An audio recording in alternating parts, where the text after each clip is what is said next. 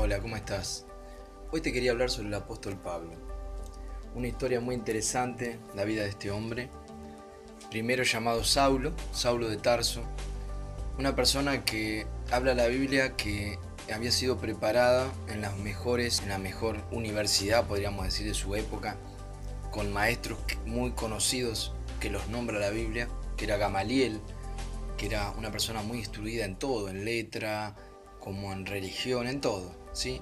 Y el apóstol Pablo tenía una preparación y también podríamos decir, una pasión por el Dios del antiguo pacto, ¿sí? Que si bien es el mismo Dios que creemos en Jesucristo, pero él no conocía el amor de Dios.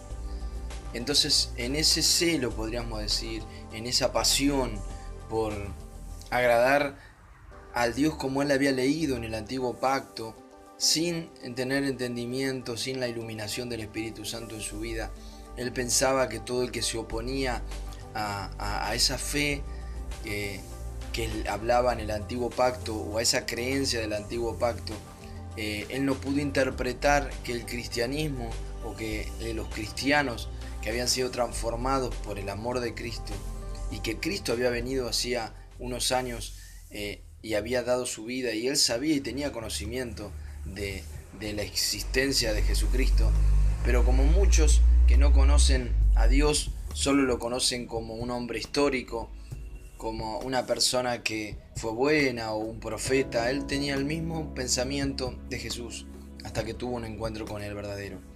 Entonces, él era una persona, dice, bien preparada en letra, en estudio, aún en religión.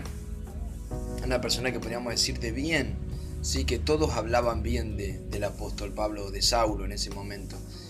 Eh, pero y además habla de que era una persona determinante, con un espíritu imparable, donde se determinaba hacer algo, decidía hacer algo hasta que no terminaba de hacerlo, no lo hacía, nada lo podía, parece, frenar y detener. Por eso se muestra en la Biblia que llega un punto donde él dice, no, tenemos que acabar con esta secta de los cristianos. Para ellos era una secta, tenemos que acabar, y él no se contentaba con los que ya estaban persiguiendo y metiendo en la cárcel, y algunos lo habían apedreado, y él vio cuando apedrearon a Esteban, uno de los primeros mártires del cristianismo, y aprobó que lo apedrearan. Fíjense hasta qué punto llegó Pablo. Pero no era suficiente, él dijo, vamos ahora a Damasco, otro lugar donde había muchos cristianos, se ve, y él quería ir ciudad por ciudad acabando con la secta supuestamente del cristianismo, que era para ellos como enemigos de la fe hebrea, de la fe de los hebreos, ¿sí? O de los judíos. Entonces, pensando que Jesucristo iba en contra del mismo Dios, que es el mismo Dios y Padre que Jesús nos vino a revelar, que era el de los judíos, también era para todos en el mundo, ¿sí?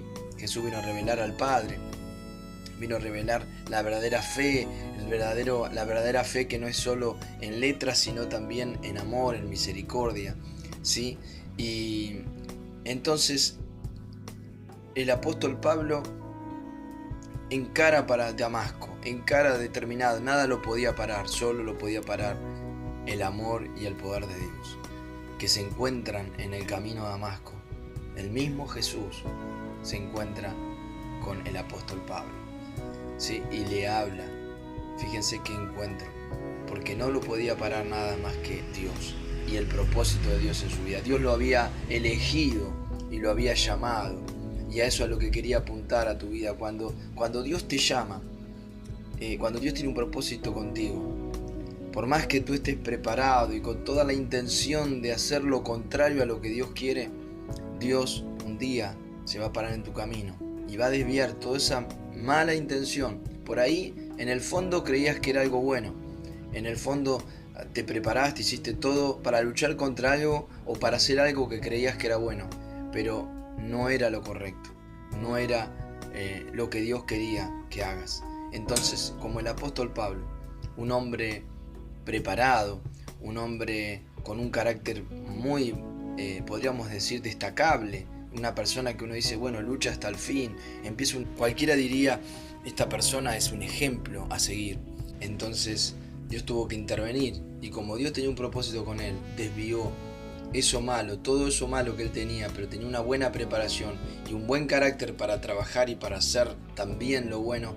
Dios por eso lo tomó, lo llamó y transformó toda esa energía que estaba usando para lo malo, ahora para el reino de Dios.